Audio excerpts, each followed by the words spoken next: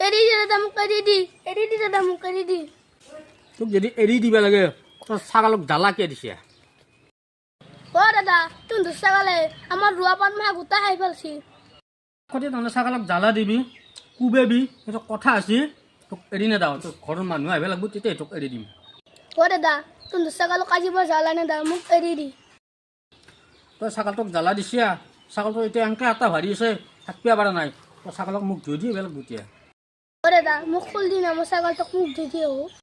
তই ঘৰৰ পৰা চেম্পু লৈ আহ চাবোন লৈ আহ ছাগলক মোক ধুই দি নহ'লে তোক এটা লাংটা কৰি বান্ধি থৈ দিম মই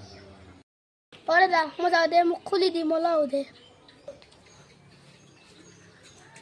তই সচকৈ যা চেম্পু লৈ আহ চাবোন লৈ আহ সেই ছাগলক ধুই দি সচকৈ যা হা